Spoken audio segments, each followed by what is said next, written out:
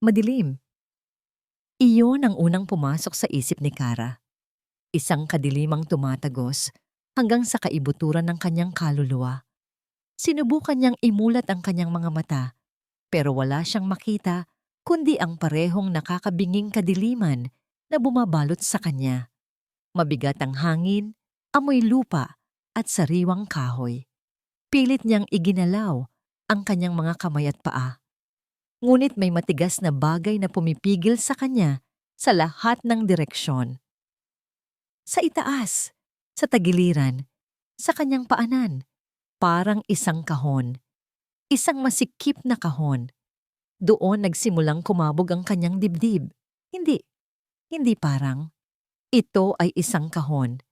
Ang huling alaala niya ay malinaw pa sa kanyang isipan. Ang malambing na tugtog ng biolin sa paborito nilang restaurant. Ang ilaw ng kandila na sumasayaw sa gwapong mukha ng kanyang asawa. Si Mateo. Ang kanyang minamahal na si Mateo. Ngumiti ito sa kanya. Isang ngiting kayang tunawin ang lahat ng kanyang pag-aalinlangan. Inabot nito ang kanyang kamay mula sa ibabaw ng mesa. Para sa pinakamamahal kong asawa, bulong ni Mateo, ang kanyang boses ay kasing init ng mamahaling alak na kanilang iniinom. Sa ating anibersaryo, sa marami pang anibersaryo na darating. Itinaas ni Kara ang kanyang kopita. Ang puso niya'y nag-uumapaw sa saya. Sa atin, mahal ko, habang buhay. Uminom sila. Pagkatapos, mula sa bulsa nito ay may kinuha itong isang maliit na kahon.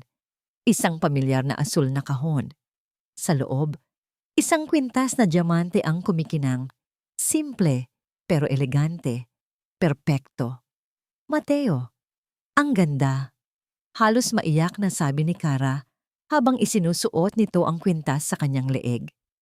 Ramdam niya ang malamig na metal sa kanyang balat at ang magaan na pagdampi ng mga daliri nito.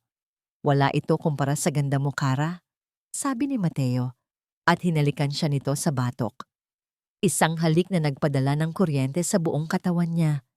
Pagkatapos ng hapunan, habang pauwi na sila, may inabot itong isa pang kopita ng alak. Isa pa, para sa gabi natin. Tinanggap niya iyon ng walang pag-aalinlangan. Ang tiwala niya kay Mateo ay buo, ganap, walang hangganan. Pero habang iniinom niya ang alak, nakaramdam siya ng kakaibang pagkahilo. Mas mabilis kaysa karaniwan. Okay ka lang, mahal ko? Tanong ni Mateo. Ang mukha nito'y nagpapakita ng pag-aalala. Tumangulang si Kara, pero ang buong silid ay nagsimula ng umikot. Ang huli niyang nakita ay ang ngiti ni Mateo. Ngunit sa pagkakataong yon, sa dulo ng kanyang kamalayan, ang ngiti ay parang may kung anong mali. May kung anong nakatagong lamig sa likod nito. At pagkatapos, kadiliman. Isang malakas na kalabog ang nagpabalik sa kanya sa kasalukuyan. Ang kanyang sariling mga kamao na dumadagundong sa takip ng kahon. Mateo, sigaw niya. Ang boses niya'y garalgal at mahina sa loob ng kulob na espasyo. Mateo, nasaan ka? Tulungan mo ako. Walang sumasagot. Tanging ang paulit-ulit na tunog ng kanyang mga kamay laban sa kahoy. Pinakiramdaman niya ang kanyang leeg. Wala na ang kwintas, ang regalo ng kanyang asawa. Ang katotohanan ay unti-unting lumulunod sa kanya. Isang alon ng nagyayelong tubig. Ang alak, ang pagkahilo, ang nangiti, ang kahon. Hindi ito isang aksidente. Bakit? Hagulgol niya. Ang mga luha ay nagsimulang dumaloy sa kanyang mga pisngi, naghahalo sa alikabok at dumi. Bakit, Mateo? Bakit mo ito ginawa sa akin? Ang pag-ibig na dati nagbibigay sa kanya ng init ay ngayon ay isang lason na sumusunog sa kanyang mga ugat. Ang bawat matamis na salita, bawat halik, bawat yakap, lahat ay kasinungalingan.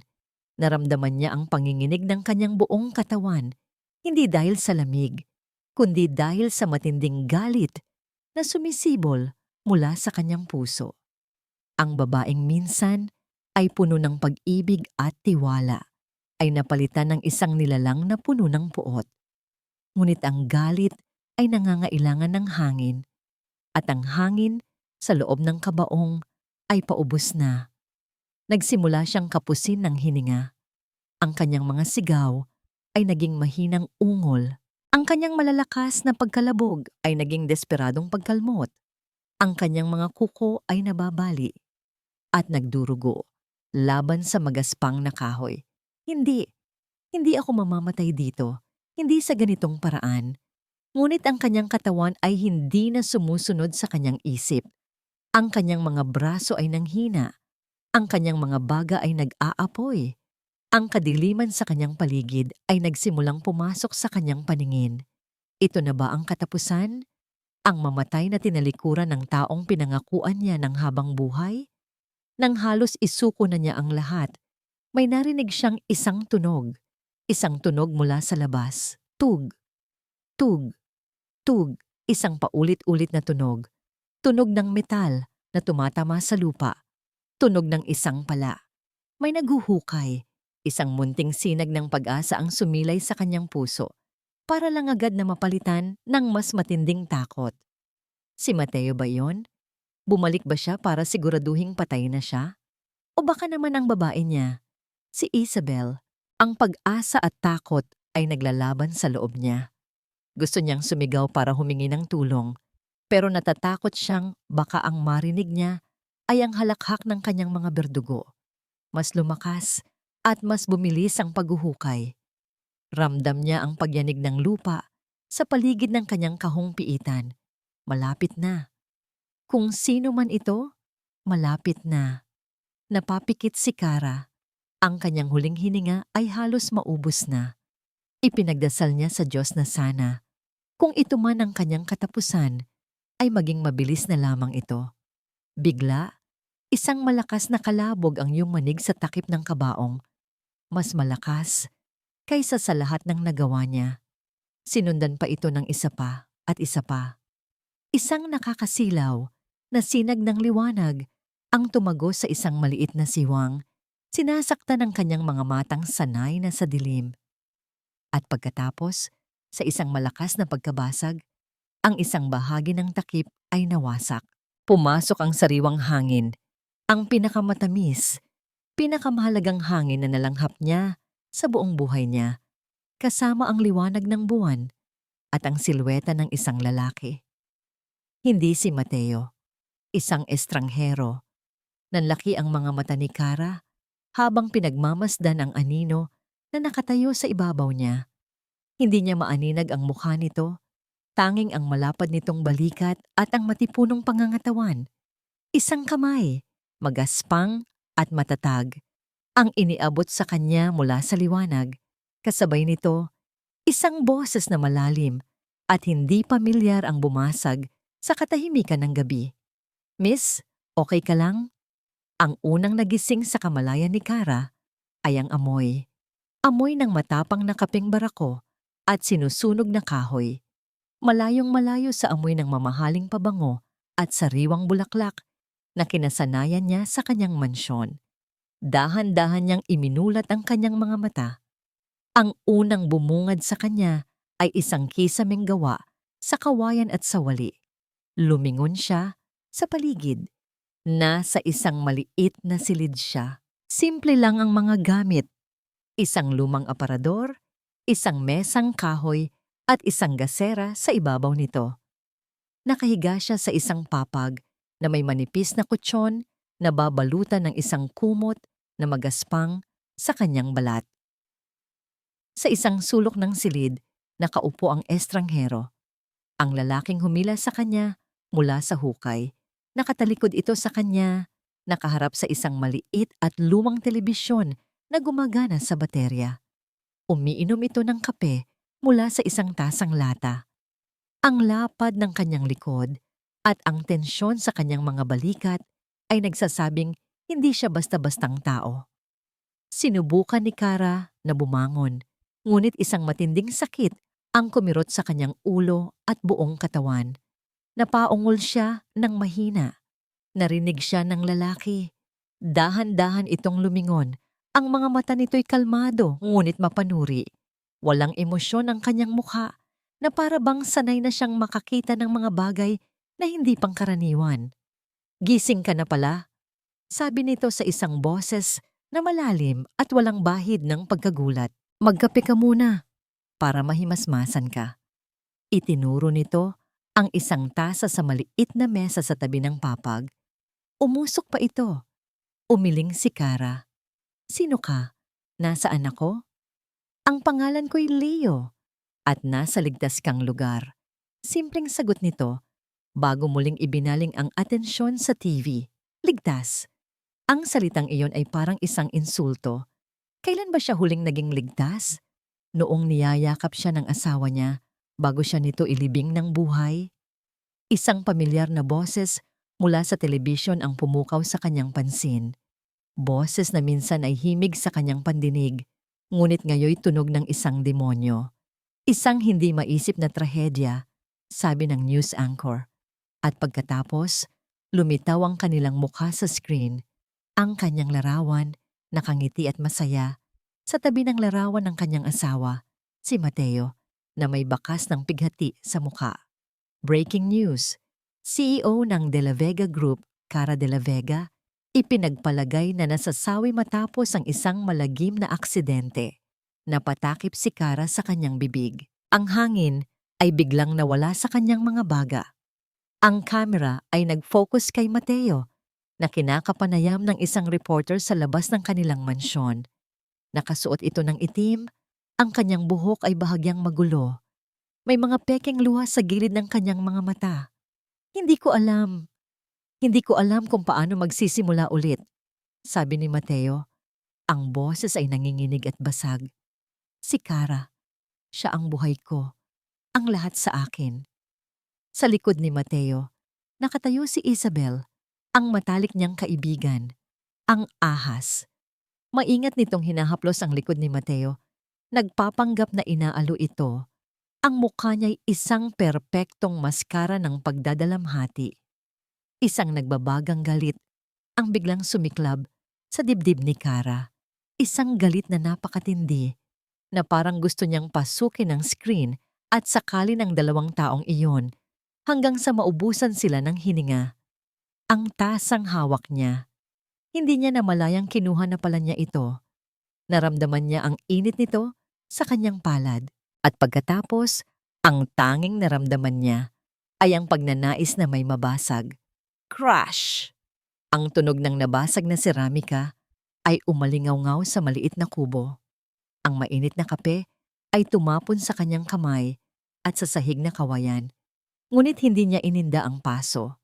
Isang matalas na kirot ang naramdaman niya sa kanyang palad, at nang tingnan niya ito, isang piraso ng basag na tasa ang bumaon doon, at ang dugo ay nagsimulang dumaloy. Hindi kumibo si Leo. Kalmado itong tumayo. Pinatay ang telebisyon at kumuha ng isang maliit na kahon mula sa aparador. Isang first aid kit. Lumuhod ito sa harap niya. Kinuha ang kanyang nanginginig na kamay at nagsimulang linisin ang sugat. Hindi ito nagsalita. Tanging ang mga mata nito ang nangusap. Mga matang nakakita na ng ganitong klaseng sakit noon. Mga matang nakakaintindi. Nang matanggal nito ang bubog at malagyan ng benda ang kanyang kamay, saka lang nagsimulang bumuhos ang mga luha ni Kara. Hindi luha ng pighati, kundi luha ng matinding puot. Lahat! Nagsimula siyang magsalita. Ang boses niya ay isang pabulong na puno ng lason. Lahat ay kasinungalingan. Ang mga ngiti niya, ang mga halik, ang mga pangako. Tumingala siya at sinalubong ang mga mata ni Leo. Ang anibersaryo namin, binigyan niya ako ng kwintas. Nag-inom kami ng alak at pagkatapos, wala na. Ang huli kong naaalala ay ang ngiti niya. Isang malamig na ngiti bago ako nawalan ng malay. At pagkatapos, nagising ako sa loob ng kahon na yon, sa ilalim ng lupa. Ang bawat salita ay parang mga piraso ng bubog na lumalabas sa kanyang lalamunan. Pero hindi siya tumigil. Kailangan niyang ilaba. kailangan may makarinig. Inilibing niya ako, ang asawa ko. Inilibing niya ako ng buhay para makuha ang kumpanya, ang pera, ang lahat. At ang kaibigan ko, ang matalik kong kaibigan. Kasama niya, silang dalawa. Natapos ang kanyang salaysay. Ang tanging maririnig sa loob ng kubo ay ang kanyang mabibigat na paghinga at ang huni ng mga kuliglig sa labas. Si Leo ay nakatitig lang sa kanya. Hinihintay ang susunod niyang gagawin. Pinunasan ni Kara ang kanyang mga luha gamit ang likod ng kanyang kamay. Ang sakit sa kanyang puso ay naroon pa rin. Ngunit nabalutan na ito ng isang bagay na mas matibay. Isang bagay na gawa sa bakal at apoy. Determinasyon. Hindi siya ang Cara de la Vega na kilala nila. Ang babaeng yon ay namatay na sa loob ng kabaong. Ang babaeng nasa harap ni Leo ngayon ay iba na. Tinitigan niya ito ng diretso sa mga mata. Ang kanyang tingin ay matatag at hindi natitinag. Tinulungan mo akong mabuhay, sabi niya. Ang kanyang boses ay hindi na nanginginig. Mayroon na itong bigat at kapangyarihan. Ngayon, tulungan mo akong bawiin ang buhay na ninakaw nila sa akin. Isang mahabang katahimikan ang namagitan sa kanila. Sinuri siya ni Leo mula ulo hanggang paa na para bang tinitimbang ang bawat salitang binitawan niya. Tinitingnan nito kung ang apoy sa kanyang mga mata ay tunay o isang ningaskugon lamang na madaling mamamatay. Pagkaraan ng ilang sandali, dahan-dahan itong tumango. May mga kondisyon ako, sabi nito sa wakas. Ang kanyang boses ay seryoso at pinal. At ang una, mula ngayon, si Cara de la Vega ay patay na. Si Cara de la Vega ay patay na. Ang mga salitang yon ni Leo ay umalingaw-ngaw sa isipan ni Cara sa mga sumunod na araw na parang isang basbas at isang sumpa. Patay na nga ba siya? Habang tinititigan niya ang kanyang refleksyon sa isang basag na salamin na nakasabit sa dingding ng kubo, ang babaeng nakatingin pabalik ay parang isang estranghera. Ang kanyang mga mata ay may bagong lalim, isang pinaghalong pait at determinasyon. Ang kanyang balat, na dati makinis, ay may mga gasgas at pasa na nagsisilbing paalala ng kanyang pinagdaanan. Pero may isang bagay na kailangan pa niyang baguhin, isang bagay na kumakatawan sa lahat ng kahinaan at pagiging marupok ng dati niyang pagkatao. Ang kanyang buhok. Mahaba ito, abot baywang at kulay tsokolate. Ang buhok na hinahaplos ni Mateo tuwing gabi. Ang buhok na pinupuri ni Isabel. Isang korona ng kasinungalingan. Sa isang iglap ng desisyon, kinuha niya ang malaking gunting na ginagamit ni Leo sa pag-aayos ng mga halaman. Matigas at malamig ang bakal sa kanyang palad. Huminga siya ng malalim. At pagkatapos, sa isang mabilis na kilos, sinimulan niyang gupitin ang mahahabang hibla. Snip! Snip! Snip! Bawat lagaslas ng gunting ay parang pagputol sa isang kadena. Bawat hiblang bumabagsak sa sahig na kawayan ay parang isang pasanin na nababawasan. Hindi ito perpektong gupit. Magulo. Hindi pantay. Ngunit ito ay sa kanya. Nang matapos siya, ang dati alon-along buhok ay naging isang maikling gupit, lampas tenga, na nagpalitaw sa hugis ng kanyang muka at sa bagsik ng kanyang mga mata. Ito na ang bagong siya. Hindi na biktima, kundi isang mandirigma. Pumasok si Leo sa kubo, dala ang 2 isdang nahuli nito sa sapa. Natigilan ito nang makita siya. Tinitigan nito ang kanyang bagong anyo mula sa kanyang buhok hanggang sa nagbabagang apoy sa kanyang mga mata. Walang salitang lumabas sa bibig nito, ngunit sa isang saglit, nakita ni Cara ang isang bahagyang pagtango, isang tahimik na pagkilala, isang pagsang-ayon. Ang pagbabago ay hindi natapos doon. Kinabukasan, sinimulan siya nitong sanayin. Hindi ka lalaban para manalo sa isang suntukan, sabi ni Leo habang tinuturuan siya kung paano tumayo ng tama. Lalaban ka para makatakas, para mabuhay. Ang kanyang katawan, na sanay sa yoga at pilates, ay nanibago sa tindi ng pagsasanay. Tinuruan siya ni Leo ng mga basic self-defense moves, kung saan susuntukin ng kalaban para mas epektibo, kung paano makawala sa isang mahigpit na pagkakahawak, kung paano gamitin ang bigat ng kalaban laban sa kanila. Sa isang pagkakataon, habang ipinapakita nito kung paano i-block ang isang atake, ang braso nito ay dumampi sa kanyang baywang. Ang pagdampi ay mabilis at propesyonal, ngunit para kay Kara, ito ay parang isang boltahe ng kuryente. Biglang bumilis ang tibok ng kanyang puso. Ito ang unang pagkakataon sa loob ng mahabang panahon na may humawak sa kanya na hindi nagdulot ng takot.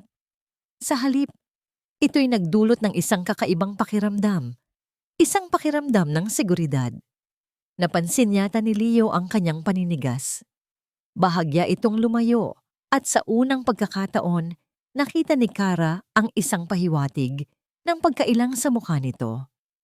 "Ulitin mo," sabi lang nito. Ang boses ay mas magaspang kaysa dati para pagtakpan ang sandaling iyon. Hindi lang pisikal ang kanilang paghahanda. Gabi-gabi, sa liwanag ng gasera, ang kanilang maliit na mesa ay napupuno ng mga dokumento, mga financial report, mga kontrata, mga blueprints ng De La Vega Group na nakuha ni Leo mula sa mga dati nitong contact. Noon, para kay Kara, ang mga numero at corporate jargon ay isang lengguwaheng hindi niya naiintindihan. Ipinauubaya niya ang lahat kay Mateo, isang malaking pagkakamali. Ngayon, pinag-aralan niya ang bawat linya, bawat numero. Tinuruan siya ni Leo kung paano magbasa ng balance sheet, kung paano makita ang mga transaksyon na kahina-hinala. Sa ilalim ng magaspang na panlabas ni Leo, natuklasan ni Kara ang isang matalas na isip at isang pasensya na hindi niya inaasahan. At sa bawat gabing lumilipas, ang respeto niya para sa lalaki ay mas lumalalim. Isang gabi, habang abala si Leo sa pag-aaral ng isang mapa, nagpasya si Kara na siya naman ang magluto. Gamit ang mga gulay mula sa maliit na hardin ni Leo at ang isdang nahuli nito, nagluto siya ng simpleng sinigang. Inilapag niya ang mainit na mangkok sa harap nito. Tumingala si Leo. Nagulat. Tinikman niya ang sabaw. Pagkatapos, isang bagay na pambihira ang nangyari. Ngumiti ito. Hindi ito isang malaking ngiti, isang maliit lang na pag-angat sa gilid ng kanyang mga labi. Ngunit sapat na yon para baguhin ang buong anyo ng kanyang mukha. Nawala ang bakas ng kalungkutan sa kanyang mga mata at sa isang sandali, nasilayan ni Kara ang lalaki sa likod ng pader na itinayo nito sa kanyang paligid. Isang ngiti na nagbigay ng kakaibang init sa dibdib ni Kara, isang init na matagal na niyang hindi naramdaman. Nang sumunod na araw, may iniabot sa kanya si Leo, isang luma ngunit gumaganang cellphone at isang pekeng ID. "Kailangan mong magkaroon ng bagong pagkakakilanlan," sabi nito. "Mula ngayon, hindi ka na si Kara. Ikaw na si Maya Cruz. Isa kang freelance researcher. Ito ang magiging cover mo." Hinawakan ni Kara ang ID. Maya Cruz. Ang pangalan ay parang dayuhan sa kanyang dila. Ngunit habang tinititigan niya ang larawan, ang kanyang sarili na may maikling buhok at seryosong ekspresyon, naramdaman niya na tama lang ito. Si Kara ay mahina. Si Maya ay palaban. Nang gabing iyon, habang si Kara ay nagsasanay sa labas ng kubo, sa ilalim ng liwanag ng buwan, si Leo naman ay nasa loob. Nakaupo sa harap ng kanyang luma at mabagal na laptop. Matagal na niya itong hindi binubuksan, ngunit ang instinct niya bilang isang journalist ay nagsimula ng bumalik. May kailangan siyang malaman. Isang pamilyar na tunog ng email notification ang bumasag sa katahimikan. Galing ito sa isang dati niyang source, isang information broker na matagal na niyang hindi kinakausap. Ang subject ng email, De La Vega Group. Binuksan niya ito. Maikli lang ang mensahe. "Leo, alam kong nagtatago ka na, pero baka interesado ka dito. May malaking isda ang bumibili ng shares ng kalabang kumpanya ng De La Vega. Isang Isabel Garcia. Pero ang nakapagtataka, ang pondo ay nanggagaling sa isang offshore account sa ilalim ng pangalang Isabela Santiago, na pakunot ang noo ni Leandro. Santiago. Bakit pamilyar ang apelyidong yon? Mabilis na nag-type ang kanyang mga daliri, hinahalungkat ang mga lumang files sa kanyang hard drive, mga files na pilit na niyang kinakalimutan. At doon niya nakita, isang lumang kaso, isang corporate tragedy, isang pamilyang nawalan ng lahat. Ang pamilya Santiago. Napatitig si Leandro sa screen. Ang kanyang mukha ay nabalot ng pag-aalala. Hindi lang ito simpleng pag-agaw sa kumpanya. Hindi lang ito tungkol sa pera. May mas malalim na laro dito. Isang laro ng paghihiganti na nagsimula bago pa man makilala ni Cara si Mate Arroyo. 5 taon nang natutulog ang halimaw sa loob ni Leandro Reyes. Ang halimaw na yon ay ang kanyang pagiging isang mamamahayag. Ito'y isang pagkatao na pilit niyang ibinaon sa limot, kasama ng mga alaala ng ambisyon, panganib, at isang trahedyang sumira sa kanyang buhay. Ngunit ng gabing iyon, sa harap ng kumukurap na ilaw ng kanyang lumang laptop, naramdaman niyang gumagalaw ang halimaw. Nagigising ito. Ang email mula sa kanyang source ay parang isang patak ng dugo sa tubig. Sapat na para gisingin ang isang pating na matagal nang nag-aayuno. Isabela Santiago. Paulit-ulit na tumatakbo ang pangalan sa kanyang isip habang ang kanyang mga daliri ay mabilis na lumilikha ng isang network ng impormasyon sa screen. Mga lumang artikulo, public records, social media archives na matagal nang hindi aktibo. Ang kubo na dati kanyang kanlungan ng kapayapaan ay naging isang war room. Ang amoy ng kapeng barako ay nahaluan ng amoy ng alikabok mula sa mga lumang files na muli niyang binuksan. May mali. Hindi lang ito simpleng pagtataksil ng asawa at kaibigan. Ang paggamit ni Isabel ng ibang apelyido, ang pagbili ng shares sa kalabang kumpanya. Ito ay mga galaw ng isang taong may mas malalim na plano. Hindi ito galaw ng isang ordinaryong kirida. Ito ay galaw ng isang sundalo. Una niyang hinanap ang birth certificate. Sa tulong ng koneksyon ng kanyang source, ilang minuto lang ang lumipas, nasa screen na niya ito. Isabela Garcia Santiago, pangalan ng ama, Ricardo Santiago, pangalan ng ina, Elena Garcia. Ginamit niya ang apelyido ng kanyang ina. Isang klasikong paraan para magtago sa plain sight. Ngayon, ang tanong ay bakit? Sino si Ricardo Santiago? Ang pag-type niya ng pangalan sa search bar ay parang paghila sa isang mitsa. Ang mga resulta ay bumaha sa screen. Mga business articles mula 10 taon na ang nakalipas. Mga headline tungkol sa isang umuunlad na kumpanya, ang Santiago Garcia Industries, isang promising player sa real estate development. At pagkatapos, ang mga headline na nagpabago sa lahat. Santiago Garcia Industries, nagdeklara ng bankruptcy, mag-aakusasyon ng corporate sabotage, lumutang. De La Vega Group, itinuturong sangkot sa pagbagsak ng SG and. Biglang nanlamig ang buong katawan ni Leandro. Ang pagtibok ng kanyang puso ay bumagal hanggang sa halos hindi na niya ito maramdaman. Ang kasong yon, ang kaso na sumira sa kanya. Isang alaala ang biglang sumalakay sa kanyang isipan, matingkad at masakit, na parang kahapon lang nangyari. Hindi isang alaala ng mga dokumento o mga interview, kundi isang mukha.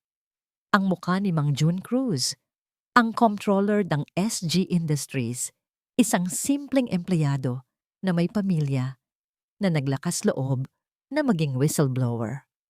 Ang taong nagtiwala kay Leandro, nagbigay sa kanya ng mga dokumentong magpapatunay sa foul play ng De La Vega Group.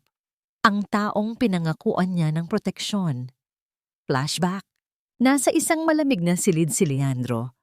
Ang amoy ng kemikal at kamatayan ay nakakapit sa hangin. Sa ilalim ng puting kumot sa metal na mesa ay ang katawan ni Mang June. Isang malinis na butas ng bala sa kanyang noo. Suicide, sabi ng mga pulis. Dahil sa stress. Pero alam ni Leandro ang totoo. Pinatahimik siya at kasalanan niya iyon. Naging kampante siya, naging mayabang, minamaliit niya ang kalaban at dahil doon, isang mabuting tao ang nawalan ng buhay, isang pamilya ang naulila. Katapusan ng flashback. Napahawak si Leandro sa kanyang sentido, ang ulo niya'y kumikirot. Ang multo ni Mang June ay hindi kailanman umalis. Ito ang dahilan kung bakit siya nagtago sa gubat na ito. Ito ang kanyang walang hanggang parusa. Nanginginig ang kanyang kamay habang nag-scroll siya pababa sa mga lumang balita. At doon niya nakita ang huling piraso ng puzzle. Isang artikulo mula sa isang tabloid na may malaking larawan. Ang larawan ni Ricardo Santiago, ang may-ari ng SG Industries. Ang ama ni Isabel at ang headline na tumusok sa kanyang puso na parang isang punyal. Negosyante Ricardo Santiago, natagpuang patay, suicide, tinitingnang dahilan. Ang lahat ay biglang nagkadugtong-dugtong sa kanyang isipan. Ang pagbagsak ng kumpanya, ang pagpapakamatay ng ama, ang paghihiganti ng anak. Si Isabel ay hindi lang basta ahas. Siya ay isang biktima na naging halimaw at ang target ng kanyang galit ay ang buong angka ng De La Vega at si Cara. Napalingon si Leandro sa bintana. Sa labas, sa ilalim ng maputlang liwanag ng buwan, nakita niya si Cara. Ginagawa nito ang mga self-defense drills na itinuro niya. Bawat kilos nito ay may bagong lakas, may bagong tapang. Isang babaeng bumabangon mula sa abo. Ngunit ang katotohanang hawak niya ngayon. Kaya nitong sunugin ulit si Cara hanggang sa maging abo siyang muli.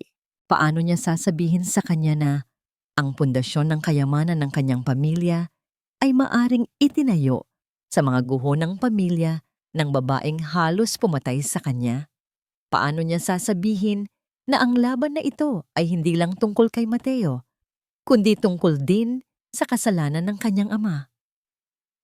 Ang pagsasabi ng totoo ay maaaring tuluyang sumira sa kanya. Ngunit ang paglilihim nito ay mas delikado. Hindi nila kalaban ang isang sakim na asawa. Kalaban nila ang isang babaeng wala nang mawawala pa. Nasa kalagitnaan siya ng malalim na pag-iisip nang bumukas ang pinto ng kubo.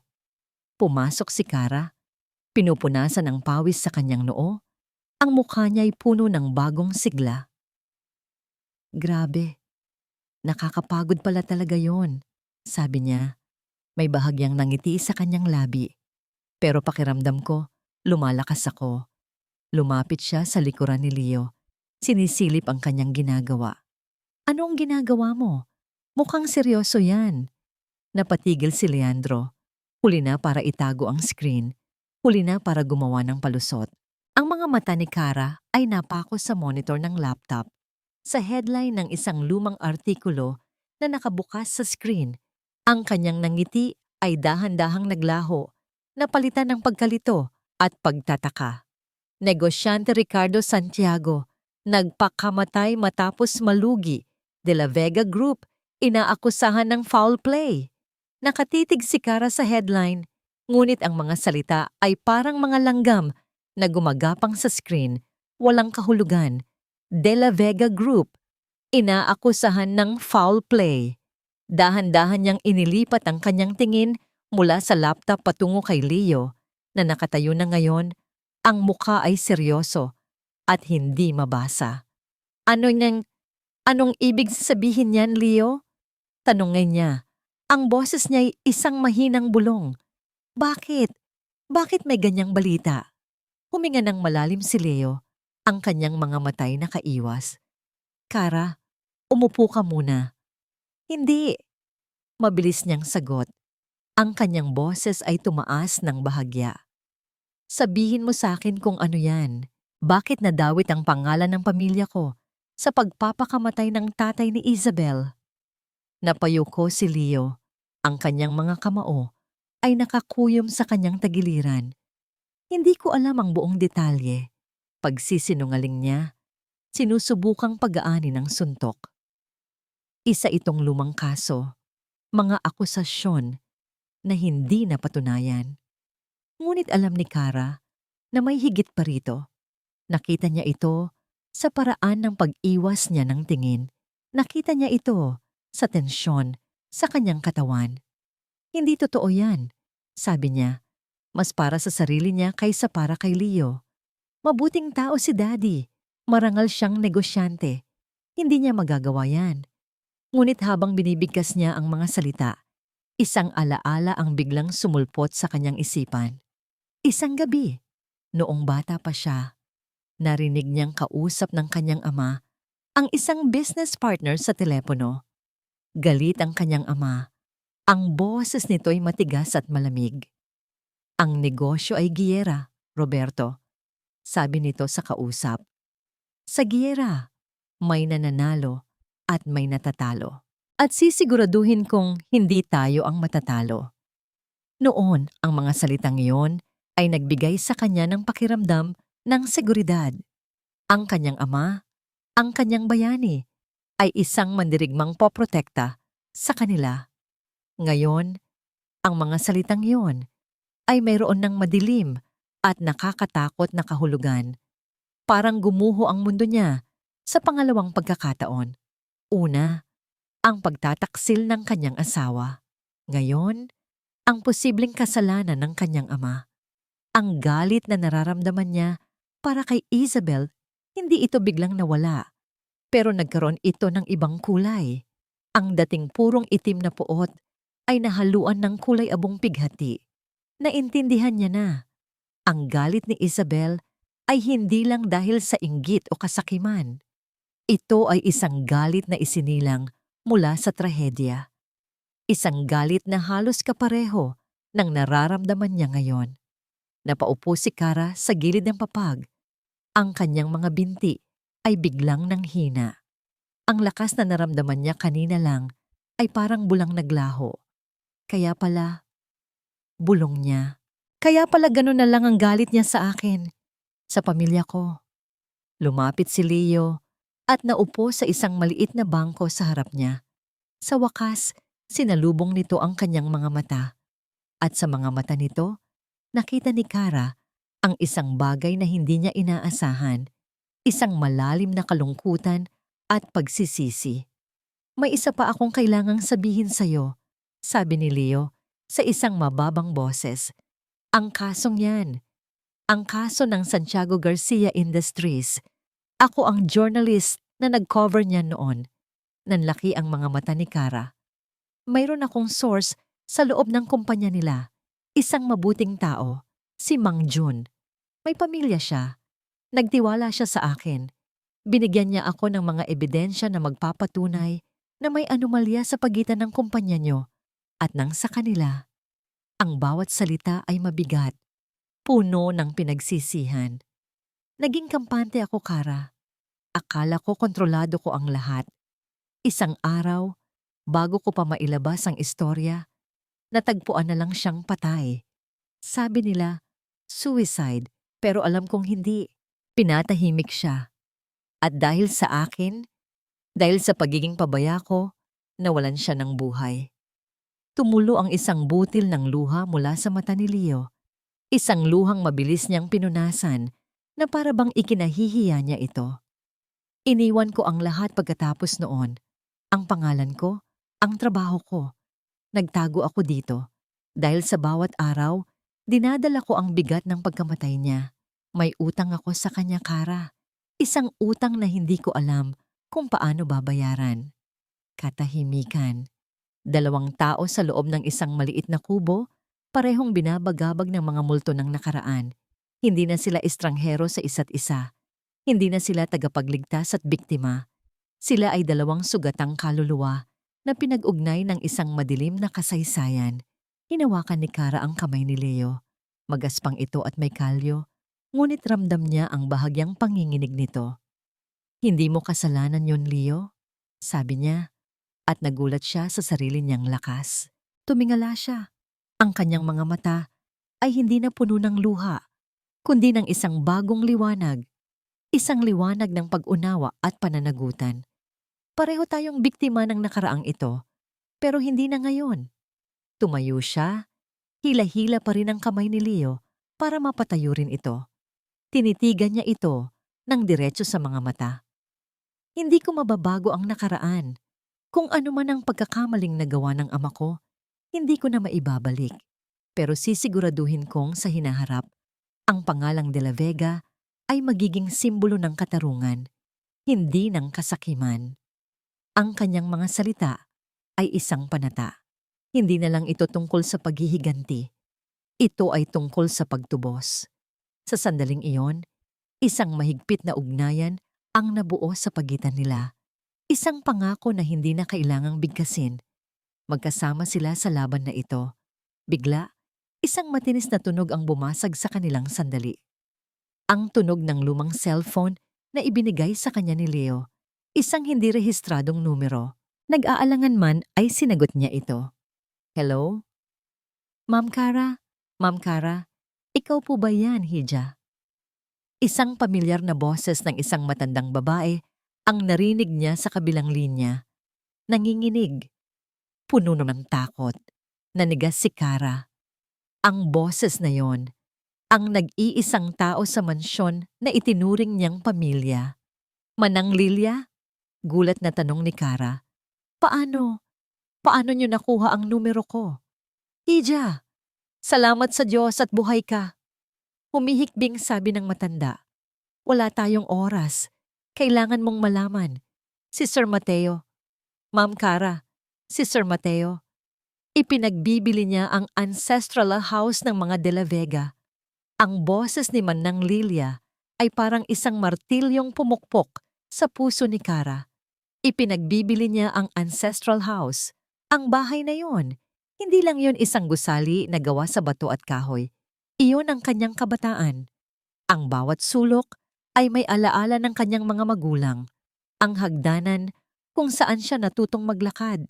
Ang hardin kung saan itinuro sa kanya ng kanyang ina ang pangalan ng bawat bulaklak. Ang library kung saan binabasahan siya ng kanyang ama ng mga kwento tuwing gabi.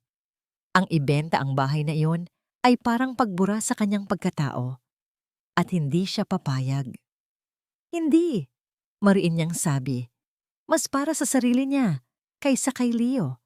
Ang apoy na panandali ang namatay sa kanyang puso kanina ay muling nagliyab, mas mainit at mas mapanira. Hindi niya pwedeng gawin yon. Hindi ako papayag. Tumingin siya kay Leo, ang kanyang mga mata ay nag-aapoy sa determinasyon.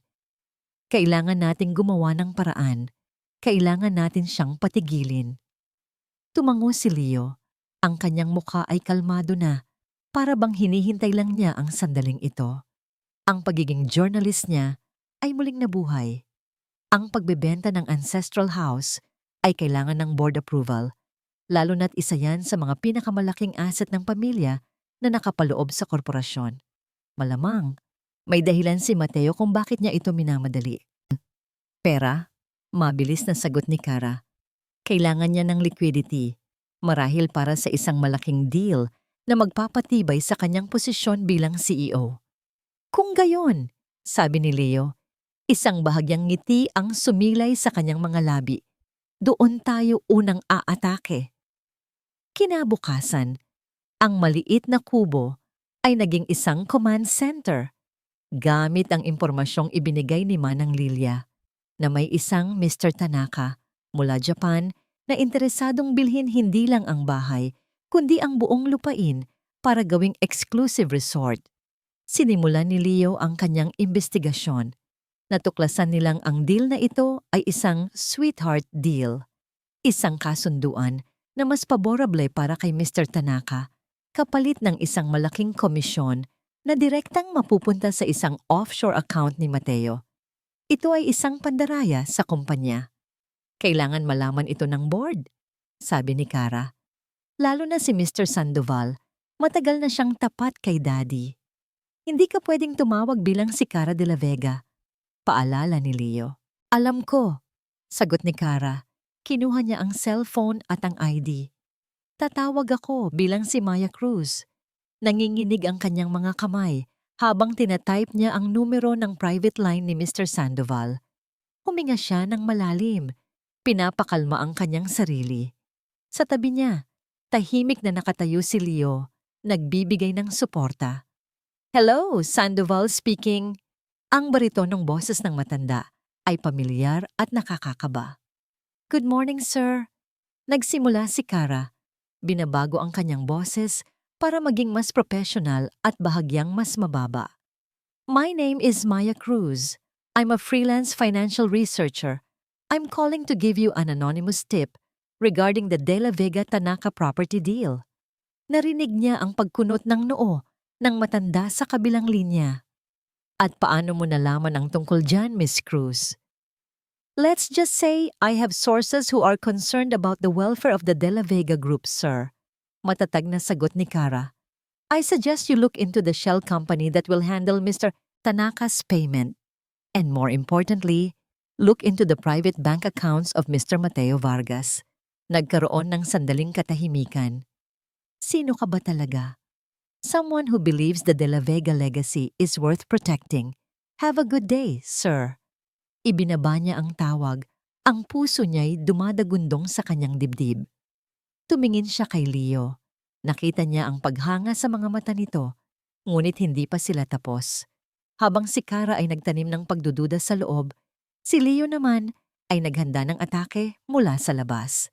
Gamit ang isang encrypted email, ipinadala niya ang lahat ng ebidensya ng anomalya sa deal sa isang dati niyang kasamahan, isang respetadong editor sa isang online business journal. Ang mensahe ay simple: "Sundan mo ang pera.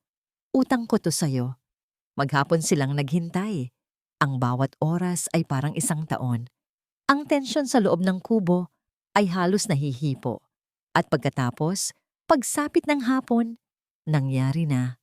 Isang alert ang lumabas sa laptop ni Leo. Isang breaking news article. Deal ang De La Vega Group sa Japanese investor questionable. Si Mateo Vargas ipinatawag ng board para magpaliwanag. Napatayo si Kara. Binasa nila ang artikulo. Nandoon lahat. Ang mga detalye ng maanumalyang deal, ang mga tanong tungkol sa biglaang pagbebenta ng ancestral house, at isang pahayag mula sa kampo ni Mr. Sandoval na nagsasabing isang masusing imbestigasyon ang isasagawa. Sa isang larawan, nakita nila si Mateo na papalabas ng De La Vega building. Pinalilibutan ng mga reporter. Ang kanyang mukha ay galit na galit. Sa likod niya, si Isabel ay pilit nang ngumingiti sa mga kamera. Sinusubukang magmukhang kalmado. Isang malakas na tawa ang kumawala kay Kara. Isang tawa ng tagumpay at ginhawa. Hindi niya napigilan ang sarili. Tumingin siya kay Leo na nakangiti na rin. "Nagawa natin," sabi niya, hindi makapaniwala. "Leo, nagawa natin."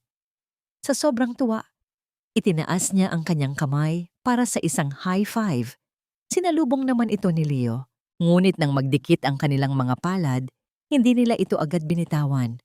Ang init ng kamay nito ay gumapang sa kanyang braso. Ang kanilang mga mata ay nagtagpo. Ang tawanan ay dahan-dahang nawala. Napalitan ng isang matinding katahimikan. Bigla, ang maliit na kubo ay parang lalong sumikip. Nakita ni Kara ang kanyang refleksyon sa madilim na mga mata ni Leo. At sa unang pagkakataon, hindi ang multo ni Kara de la Vega ang nakita niya, kundi si Maya. Isang babaeng malakas, isang babaeng nabubuhay. Bumitaw sila ng sabay, kapwa bahagyang nailang. Samantala, sa loob ng marangyang opisina ng CEO, ang katahimikan ay nabasag ng malakas na pagkabasag ng isang mamahaling florera. "Mga hayop sila!" Sigaw ni Mateo, ang kanyang mukha ay namumula sa galit. "Paano nila nalaman? Paano?" "Calm down, Mateo," sabi ni Isabel. Ang kanyang boses ay malamig at kalkulado. "Panic will not solve this." "Huwag mo akong sabihan na kumalma," bulyaw ni Mateo. "May nag-leak nito. Isang taong nasa loob. Isang taong may alam sa mga lumang kalakaran ng kumpanya." Naglakad-lakad si Mateo sa kanyang opisina na parang isang leon sa loob ng hawla. Huminto siya. Tumingin siya kay Isabel, ang kanyang mga mata ay nanlilisik. Ang mga matatandang loyalista ng tatay niya, sabi niya sa isang mababang mapanganib na boses. Ang mga taong itinuring niyang pamilya. May kinuha siyang cellphone at nagdial. Hanapin mo ang matandang katiwala. Utos niya sa kausap sa kabilang linya. Si Lilia, kausapin mo siya. At kung ayaw niyang magsalita, pilitin mo. Ang tagumpay ay may matamis na lasa, ngunit panandalian lamang. Kinabukasan, ang pakiramdam ng panalo na bumalot kay Kara ay napalitan ng isang malamig na takot. Buong umaga niyang tinatawagan si Manang Lilia, ngunit walang sumasagot. Ang tawag ay dumidiretso sa isang walang emosyong boses na nagsasabing, "The number you have dialed is currently unavailable." Hindi ito tama, Leo, sabi ni Kara. Ang kanyang boses ay nanginginig habang sinusubukan niya ulit. Lagi niyang sinasagot ang tawag ko. Kahit hating gabi, hindi niya pinapatay ang cellphone niya. Nakatayo si Leo sa tabi niya. Ang kanyang muka ay seryoso. Ang bahagyang ng ngiti na nasilayan ni Kara kagabi ay matagal nang naglaho. Sinubukan ni Mateo na makipag-ugnayan sa'yo? Tanong ni Leo. Umiling si Kara. Wala. Walang text. Walang tawag. Parang hindi siya apektado. Iyon ang masama, sabi ni Leo. Ang isang taong tulad ni Mateo, kapag biglang tumahimik, ibig sabihin may ginagawa siyang mas delikado. Kinuha ni Leo ang kanyang laptop. Ibigay mo sa akin ang numero niya. Titingnan ko kung mahahanap ko ang signal ng cellphone niya. Mabilis na ibinigay ni Kara ang numero. Pinanood niya ang mga daliri ni Leo na mabilis na gumalaw sa keyboard. Nagtatype ng mga commands na hindi niya maintindihan. Ito ang kabilang panig ni Leo na hindi niya pa nakikita, ang veteranong investigador. Pagkaraan ng ilang minuto na parang habambuhay, isang pulang tuldok ang lumitaw sa isang mapa sa screen. Nasa isang lumang bodega siya sa may pantalan. Sabi ni Leo, ang kanyang boses ay mahigpit. Malayo sa mansyon, walang dahilan para mapunta siya doon. Napatayo si Kara, ang dugo ay tila umalis sa kanyang mukha. Si Manang Lilia, Leo, baka dinala nila siya doon. Huminahon ka, Kara, sabi ni Leo, ngunit ang kanyang mga mata ay nagsasabi ng ibang kwento. Nag-aalala rin siya. Dito ka lang, ako ang pupunta. Hindi, sasama ako, giit ni Kara. Pamilya ko, si Manang Lilia. Hindi ko siya pwedeng pabayaan. Tinitigan siya ni Leo ng matagal. Nakita niya ang determinasyon at takot sa kanyang mga mata. Sa huli, mabigat itong bumuntong hininga. Sige, pero gagawin mo ang lahat ng sasabihin ko. Walang pero-pero. Maliwanag? Tumango si Kara. Ang biyahe papunta sa pantalan ay puno ng katahimikan at tensyon. Ginamit nila ang luma at kinakalawang na pickup truck ni Leo. Habang papalapit sila, ang pamilyar na amoy ng gubat ay napalitan ng amoy ng alat ng dagat at kalawang. Ipinark ni Leo ang sasakyan sa isang madilim na eskinita, ilang blok ang layo mula sa bodega. Dito ka lang, mariing utos ni Leo. Ilak mo ang pinto. Ano man ang mangyari, huwag kang lalabas. Tatawagan kita. Hindi na naghintay ng sagot si Leo. Mabilis at tahimik siyang gumalaw sa dilim na parang isang anino. Bawat kilos niya ay may layunin. Ang lalaking nagtatago sa gubat ay nawala na. Ang pumalit ay isang taong sanay sa panganib. Naiwan si Kara sa loob ng truck. Ang kanyang puso ay kumakabog na parang tambol. Ang bawat segundo ay parang isang oras. Ang bawat tunog sa labas, ang tahol ng aso, ang pagdaan ng sasakyan, ay nagpapatindig ng kanyang balahibo. Samantala, maingat na umakyat si Leo sa isang fire escape sa gilid ng katabing gusali. Mula sa bubong, Tanaw niya ang bodega. May isang itim na van na nakaparada sa harap. Dalawang lalaking nakatayo sa labas, nagyoyosi, mga bantay. Nakita niya ang isang bukas na bintana sa ikalawang palapag ng bodega. Ang salamin nito'y basag. Ito ang kanyang daan papasok. Parang pusa. Tumalon siya sa bubong ng bodega. Tahimik siyang gumapang patungo sa bintana at sumilip sa loob. Ang sahig ay puno ng mga lumang kahon at kalakal. Sa gitna ng bodega, sa ilalim ng isang nag-iisang bumbilya, ay isang silya at nakatali doon si Manang Lilia. Ang matanda ay may pasa sa pisngi at dugo sa gilid ng labi. Sa harap niya, nakatayo ang isang malaking lalaki, ang taong inutusan ni Mateo. "Magsalita ka na, matanda," sabi ng lalaki. "Sino ang kausap mo? Paano nalaman ng board ang tungkol sa deal?" Umiling lang si Manang Lilia. Ang mga mata niya'y puno ng tapang. "Wala kayong makukuha sa akin." "Ah, ganon?" Ngumisi ang lalaki. Itinaas nito ang kanyang kamay, handa nang sampalin ulit ang matanda. Ngunit bago pa man dumapo ang kanyang palad, isang anino ang bumagsak mula sa itaas. Si Leo. Bumagsak siya sa likuran ng isa sa mga tauhan ni Mateo na nagbabantay sa loob. Pinatulog ito sa isang mabilis na sakal. Bago pa man makalingon ang malaking lalaki, sinugod na siya ni Leo. Nagsimula ang isang marahas na laban. Hindi sanay si Leo sa pakikipag-away, ngunit ang kanyang mga galaw ay mabilis at praktikal. Gamit ang lahat ng nasa paligid niya, isang kahoy na crate, isang piraso ng tubo, nilabanan niya ang dalawang lalaki. Nasuntok siya sa tagiliran. Isang matinding sakit ang kumalat sa kanyang katawan, ngunit hindi niya ito ininda. Nang makita ang pagkakataon, sinipa niya ang tuhod ng malaking lalaki. Dahilan para ito mapaluhod. Isang mabilis na sikos sa batok at ang lalaki ay bumagsak sa sahig, walang malay. Ang isa pang tauhan ay sinubukang tumakbo, ngunit mabilis siyang hinabol ni Leo at pinatumba. Mabilis na pinuntahan ni Leo si Manang Lilia at kinalagan ang mga tali nito.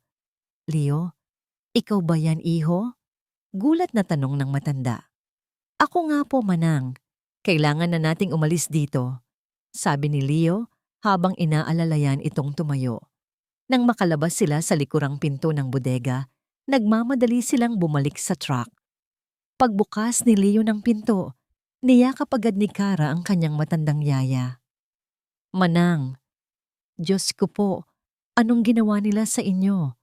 Umiiyak na, sabi ni Kara. "Okay lang ako, Hija. Ang mahalaga, ligtas tayo," sabi ni Manang Lilia. Ngunit pagkatapos, ay may dinukot siya mula sa kanyang bulsa. Isang maliit at makalumang susi. "Bago nila ako kinuha, nakuha ko ito mula sa opisina ng iyong ama," sabi ng matanda. Ito ang susi sa kanyang private safe sa ancestral house. Sabi niya noon, "Kung may mangyaring masama, ibibigay ko lang daw ito sa'yo." Nakatitig si Kara sa susi. Ang huling pamana ng kanyang ama.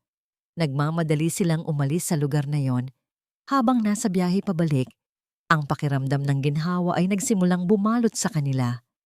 Ngunit ang pakiramdam na yon ay agad na nawala nang makarating sila sa daan, papasok sa gubat. Napatigil si Leo sa pagmamaneho. Ang entrance ng tagong daan, papunta sa kanyang kubo. Nakabukas. Ang mga sanga na nagsisilbing takip ay nakahawi. May mga bakas ng gulong sa putik. Bakas ng isang sasakyang hindi sa kanya. "Hindi!" bulong ni Leo. Mabilis niyang pinatakbo ang truck. Pagdating nila sa lugar kung nasaan ang kubo, ang puso ni Kara ay parang piniga. Ang pinto ng kubo ay wasak. Ang mga gamit sa loob ay nakakalat. Ang kanilang munting kanlungan, sinira.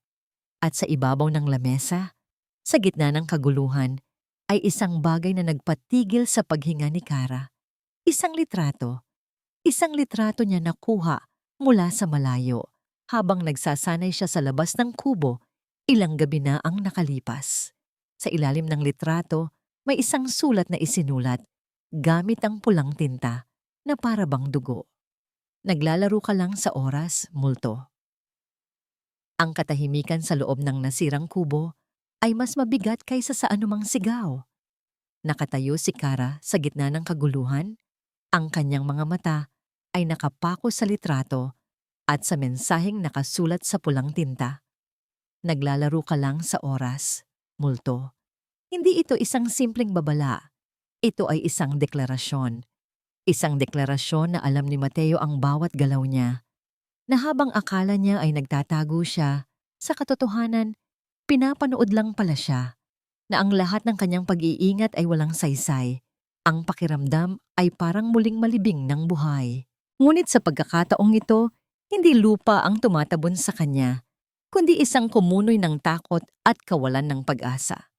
Alam niya, bulong ni Kara, ang kanyang boses ay nanginginig. Leo, alam niyang buhay ako. Lumapit si Leo. Ang kanyang mukha ay isang maskara ng galit at pag-aalala. Kinuha niya ang litrato, tinitigan ito. Ang kalidad ng kuha ay propesyonal. Mula sa malayo, gamit ang isang high-powered lens. Hindi ito gawa ng isang ordinaryong goon. Sinusundan na nila tayo, sabi ni Leo. Ang kanyang boses ay mababa at puno ng panganib. Matagal na.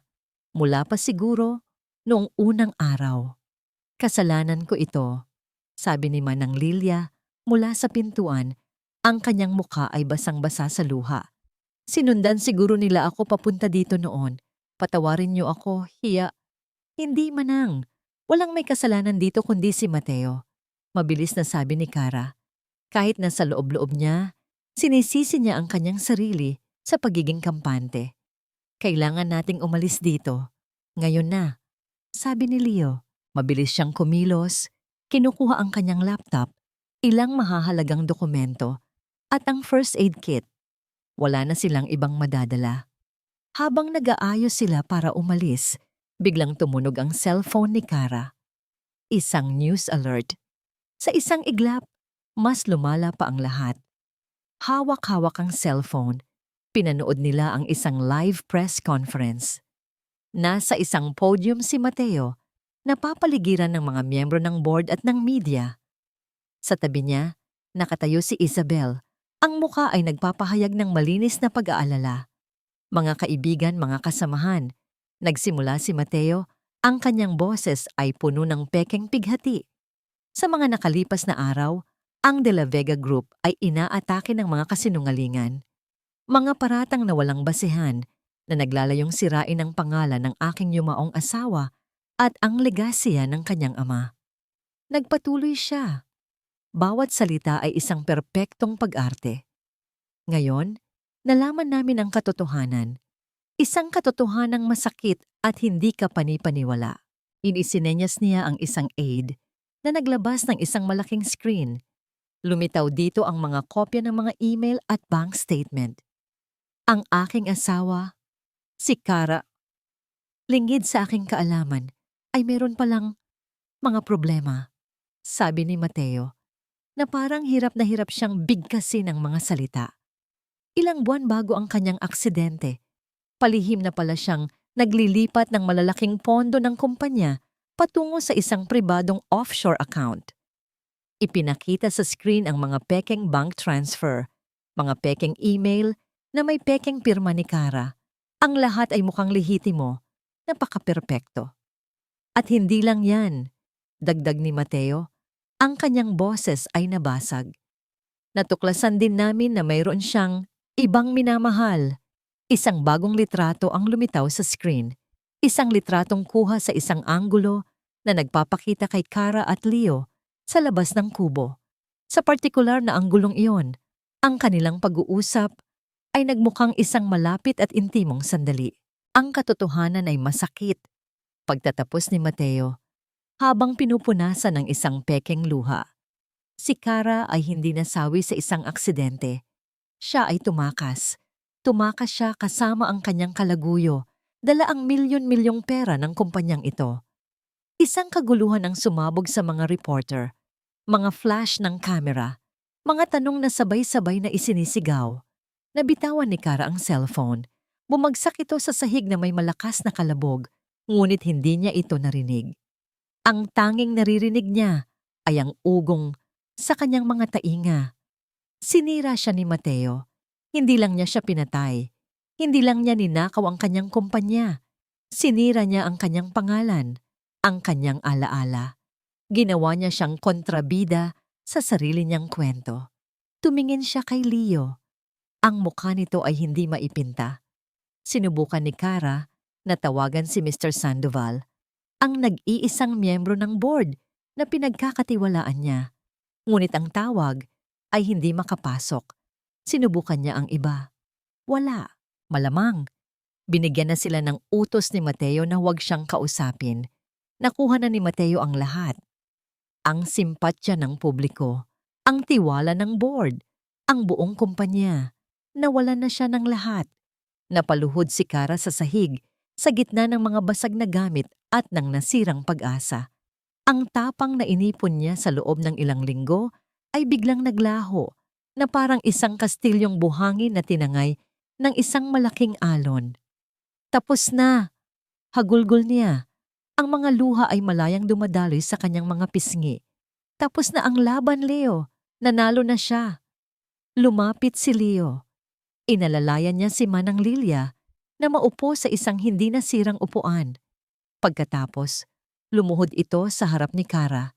Sa gitna ng kaguluhan, hinawakan nito ang kanyang mga balikat.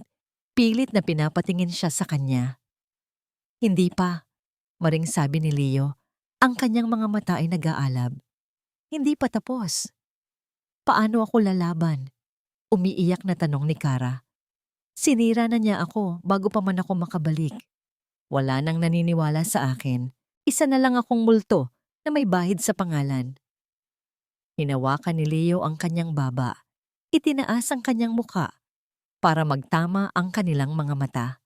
Mayroon pa tayong isang baraha, sabi niya. Ang kanyang boses ay matatag at puno ng isang nakakagulat na katiyakan. Ang huling baraha.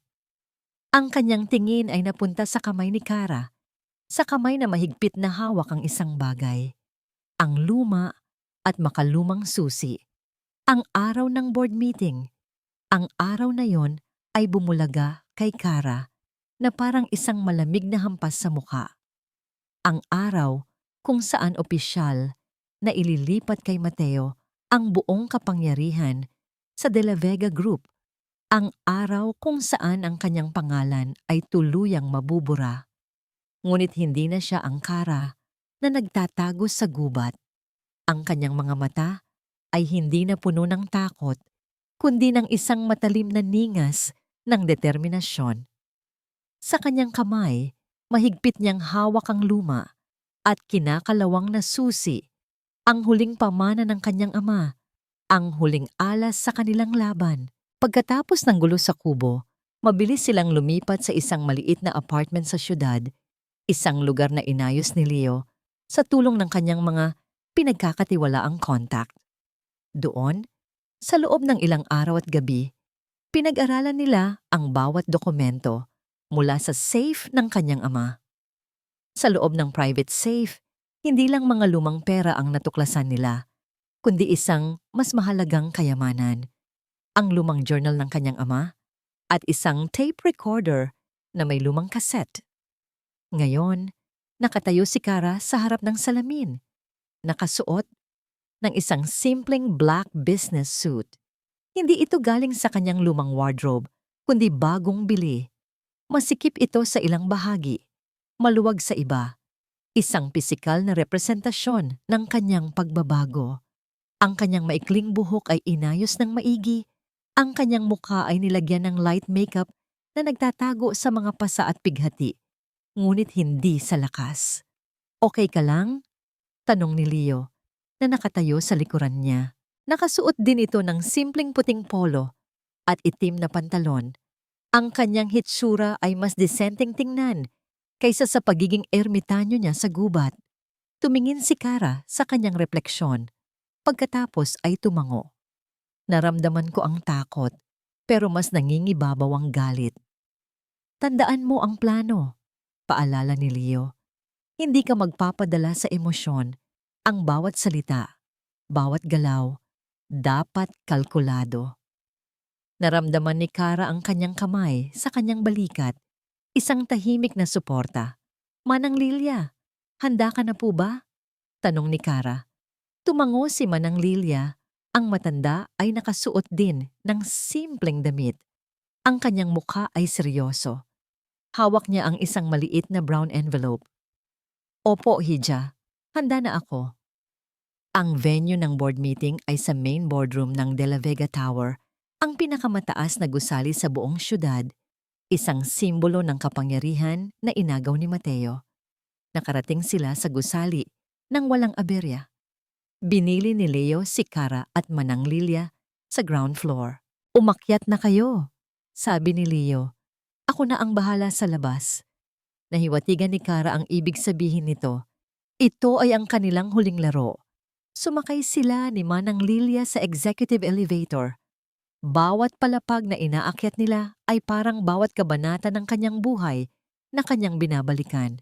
Sa bawat pag-angat, mas lalong lumalim ang kanyang paghinga at mas lalong lumakas ang kanyang loob.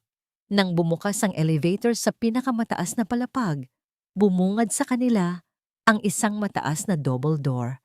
Sa labas, nakatayo ang 2 security guard. Good morning, ma'am, sabi ng isa. May appointment po ba kayo? Lumabas si Kara mula sa likuran ni Manang Lilia. Nakasuot ang isang maskara ng matigas na ekspresyon. Hindi ko kailangan ng appointment, sabi niya. Ang kanyang boses ay malamig at malinaw. Ang boardroom na yan ay minana ko pa sa aking ama. At ngayon, babawiin ko ito. Bago pa man makakilos ang mga security guard, itinulak ni Kara ang malaking pinto. Bumulaga sa kanya ang lahat.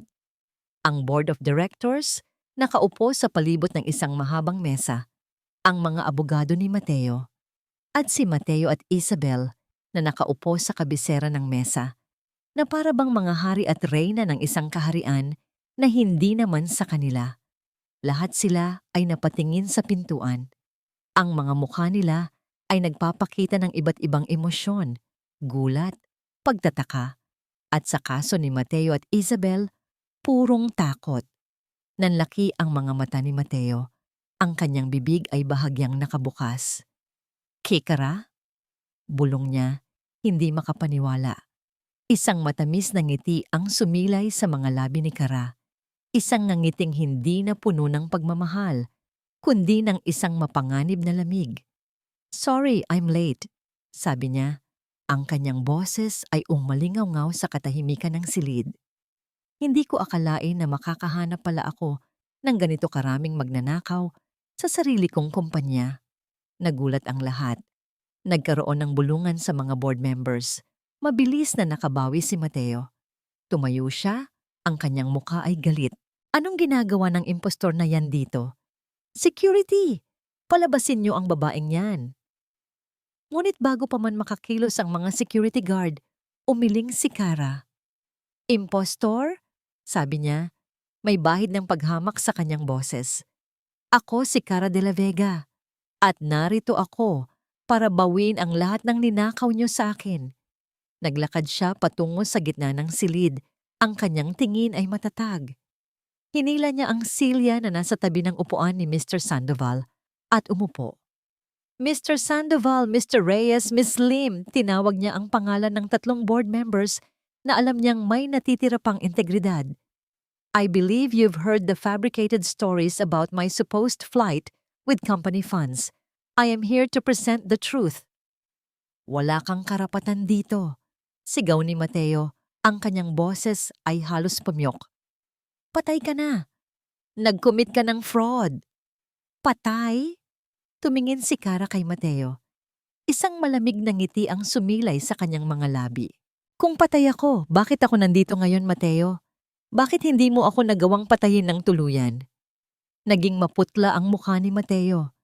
Hindi ko na kailangang magsalita ng marami, sabi ni Kara. Ang ebidensya ang magsasabi ng lahat. Kinuha niya mula sa kanyang bag ang isang USB drive. Dito nakatala ang bawat transaksyon na inilipat mo sa iyong mga offshore account.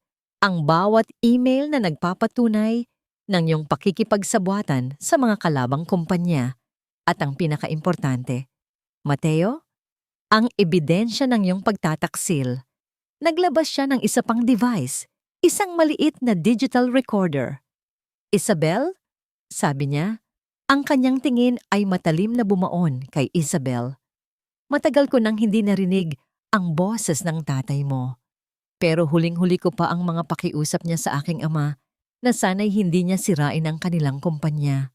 Namutla si Isabel, ang kanyang mga matay nanlaki sa takot. Ganon din ba ang pakiusap na ginawa ko sa'yo bago mo ako inilibing ng buhay? Tanong ni Kara. Ang kanyang boses ay tumataas. Ganoon din ba ang pakiusap ko sa aking asawa na sana'y hindi niya ako traisunin? Nagsisinungaling ka! Sigaw ni Isabel. Tumayo at itinuro si Kara. Isa kang sinungaling. Ang lahat ng ito ay gawa-gawa mo lang para makabawi. Isang bulungan ang muling bumalot sa silid. Ang mga board members ay nag-aalinlangan. Ngumiti si Kara. Isang nangiting mapanganib. Hindi si Kara de la Vega ang kausap mo. Sabi niya, ang kanyang boses ay puno ng kapangyarihan na umalingaw-ngaw sa buong boardroom. Ang kausap mo ay ang anak ng lalaking sinira ng pamilya mo. Dahil sa mga salitang yon, naging puting-puti ang mukha ni Isabel.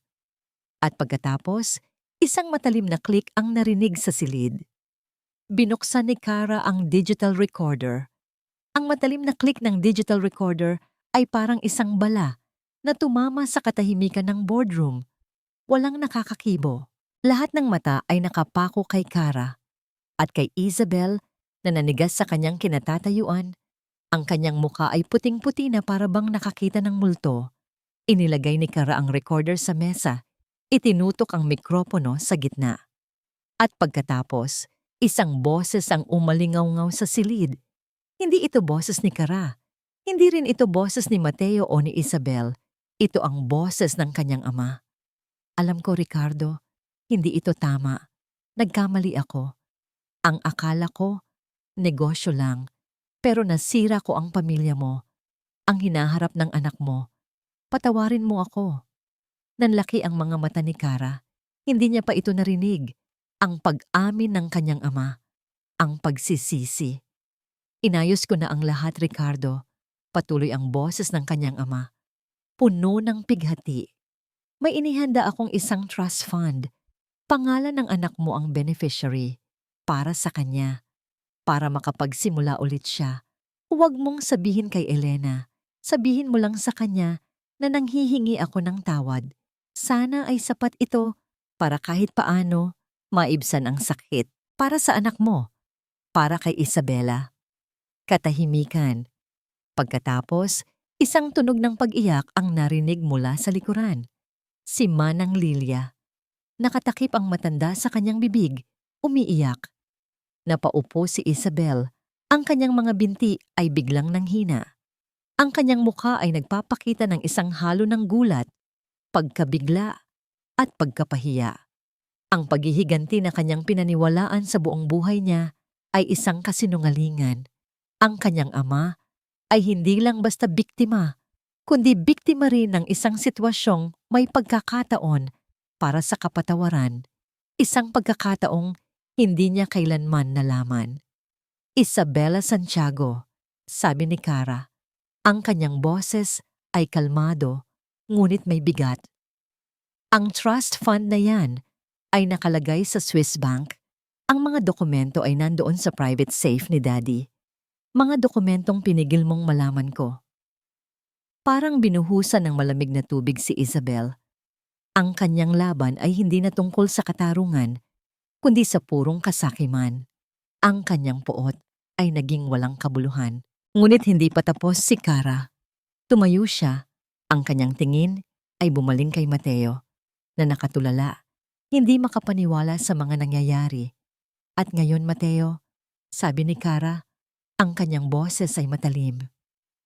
Haharapin mo ang sarili mong kasinungalingan. Kinuha niya ang USB drive mula sa mesa at sa tulong ng isang technician na lihim na ipinasok ni Leo sa loob ng boardroom, Isinaksak niya ito sa projector. Ito ang ebidensya ng iyong korupsyon, sabi ni Kara, habang lumilitaw sa screen ang mga detalyadong bank statement, mga transaksyon at mga kumpanya sa ilalim ng pekeng pangalan.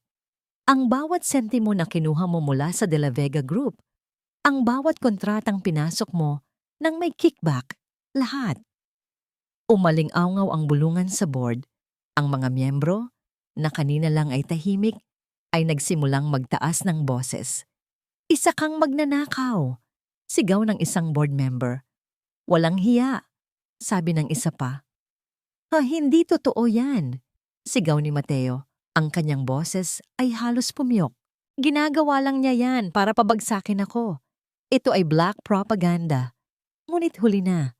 Ang huling alas ay nandoon na. Nag-type si Kara ng isang command sa laptop. Isang video file ang bumulaga sa screen. Isang video na kuha mula sa isang nakatagong kamera. Ang setting, ang opisina ni Mateo. Ang oras, ilang oras bago ang kasukdulan ng board meeting. Sa video, nakaupo si Mateo sa kanyang upuan. Nagpapakita ng isang masamang ngiti. Sa harap niya, nakatayo si Isabel. Siguraduhin mong walang matitira, Isabela, sabi ni Mateo sa video. Ang kanyang boses ay mapanganib. Ang bangkay ng Kara na yon, hindi nila dapat makita. Kahit isang piraso. Gagawin ko ang lahat, Mateo, sagot ni Isabel. Ang kanyang boses ay walang awa. At sa wakas, makukuha na natin ang lahat. Ang video ay nagpatuloy. Ipinapakita ang bawat detalye ng kanilang balak. Ang paggamit ng lason sa alak. Ang pagdadala sa katawan sa gubat. Ang paglibing ng buhay. Ang huling frame ng video ay ang malaking ngiti ni Mateo habang iniinom nito ang kape. Isang nakakabinging katahimikan ang bumalot sa silid. Lahat ng mata ay nakapako kay Mateo at Isabel na kapwa namumutla. Ang kanilang mga bibig ay nakabukas sa gulat. Ang pinto ng boardroom ay biglang bumukas. Pumasok ang dalawang nakaunipormeng pulis kasama si Leo na nakatayo sa kanilang likuran. Mr. Mateo Vargas at Miss Isabela Santiago. Sabi ng isang pulis. Ang kanyang boses ay malakas at malinaw. Kayo ay inaaresto sa kasong attempted murder, frustrated murder, malversation of funds, at iba pang kasong kriminal. May karapatan kayong manahimik. Anumang sasabihin ninyo ay maaaring gamitin laban sa inyo sa korte. Nagpumiglas si Mateo. Hindi ito totoo. Hindi ako pwedeng arestuhin. Ako ang CEO ng De La Vega Group. Ngunit huli na. Hawak na siya ng mga pulis. Pilit na isinasabit ang posas sa kanyang mga kamay. Si Isabel naman ay tahimik na lang. Ang kanyang mga mata ay nanlalaki, nakatitig sa sahig, na para bang ang lahat ng kanyang pinaniniwalaan ay gumuho sa isang iglap. Nang ilabas ang dalawa, isang palakpakan ang umalingaw-ngaw sa silid. Mula sa mga board members, mula sa mga empleyado na nakasilip sa labas, mula kay Manang Lilia na umiiyak sa tuwa. Tumayo si Kara sa harap ng mesa, ang kanyang tingin ay matatag. Hindi na siya isang biktima, siya ay isang nagwagi. Mga kaibigan, mga kasamahan, sabi niya, ang kanyang boses ay puno ng awtoridad. Ang pangalang De La Vega ay marangal. Hindi ito magiging simbolo ng kasakiman o korupsyon. Simula ngayon, sisiguraduhin kong magbabago ang lahat. Magsisimula tayo ulit. Magsisimula tayo sa katarungan at katapatan. Isang bagong palakpakan ang sumabog. Nang matapos ang board meeting, nilapitan siya ni Mr. Sandoval. Ang kanyang mga mata ay puno ng paghanga. Miss Kara, o dapat kong sabihing Miss De La Vega, ipapanumbalik natin ang kumpanya sa tamang landas at ibalik natin ang tiwala ng lahat. Tumingin si Kara sa bintana, sa bustling cityscape. Ang laban ay nanalo, ngunit ang paglalakbay ay hindi pa tapos. Nang lumabas siya sa boardroom, nakita niya si Leo, nakatayo sa dulo ng hallway, nakasandal sa dingding, kalmado na, para bang walang nangyari. Ang kanyang mga mata ay nagtagpo. Hindi ito nagsalita, ngunit ang tingin nito ay nagpahayag ng lahat. Paghanga, pagmamalaki, at isang bagay na mas malalim. Napakagat-labis si Kara. Ang lahat ng drama ay natapos na. Ang kanyang misyon ay natapos na. Lumakad si Leo papalayo. Ang kanyang mga hakbang ay dahan-dahan. Ang kanyang misyon ay tapos na. Narinig niya ang boses ni Kara. Leandro, tawag ni Kara. Saan ka pupunta? Leandro, saan ka pupunta? Ang boses ni Kara ay parang isang matamis na kanta na humila kay Leo pabalik. Napatigil siya sa dulo ng hallway. Ang kanyang likod ay nakaharap pa rin sa kanya. Ang kanyang puso ay kumabog ng mabilis. Ang plano niya ay simple. Pagkatapos ng lahat, babalik siya sa gubat, sa kanyang katahimikan, sa kanyang mga multo. Ngunit ang tinig ni Kara ay parang isang kanta na nagsasabing hindi pa tapos ang lahat. Dahan-dahan siyang lumingon. Nakita niya si Kara, nakatayo sa labas ng boardroom. Ang liwanag ng araw ay bumabalot sa kanya. Hindi na siya ang babaeng kanyang sinagip sa hukay. Hindi na siya ang biktima. Ngayon, siya ay isang reyna na nakaupo sa kanyang trono. Ang kanyang mga mata ay puno ng kapayapaan at lakas. Lumapit si Kara. Bawat hakbang nito ay puno ng kumpiyansa. Saan ka pupunta? Muling tanong ni Kara. Ang kanyang mga mata ay diretsong nakatingin sa kanya. Sa gubat. Simpleng sagot ni Leo. Tapos na ang misyon ko, Kara. Nailigtas na kita. Nabigyan na ng katarungan ang pamilya Santiago. At nabayaran ko na rin ang utang ko. Ngumiti si Kara. Hindi ka makakaalis ng ganoon lang. Marami ka pang responsibilidad dito. Nangunot ang noo ni Leo. Anong responsibilidad? Ikaw ang nagbunyag ng lahat, Leo. Ikaw ang nagdala ng katarungan. Kailangan ng kumpanya ang mga taong tulad mo. Mga taong may integridad. Inilahad ni Kara ang kanyang kamay. Gusto kitang maging head of investigative unit ng De La Vega Group. Ang trabaho mo ay siguraduhin na walang anumang anomalya ang mangyayari sa kumpanya. Na walang sino man ang malulugi dahil sa kasakiman ng iba. Nakatitig lang si Leo sa kanyang kamay at pagkatapos ay sa kanyang mga mata. Ito ang dahilan kung bakit siya naging journalist noon para sa katarungan. Pero matapos ang trahedya ni Mang Jun, nawala ang lahat ng yon.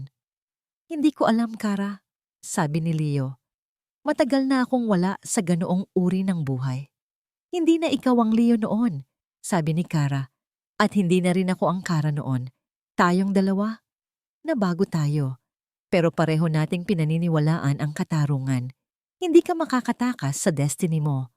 Isang maliit na ngiti ang sumilay sa labi ni Leo. Ngunit sa pagkakataong ito, hindi ito pilit. Ito ay tunay. Lumipas ang ilang buwan. Ang De La Vega Group ay unti-unting bumabangon mula sa mga abo ng eskandalo. Si Kara ay naging isang visionary leader. Ipinatupad ang mga reforma para sa transparency at corporate social responsibility. Ang pangalan ng De La Vega ay muling naging simbolo ng integridad at pagbabago. Si Mateo at Isabel ay kapwa nahaharap sa mahabang sentensya sa bilangguan.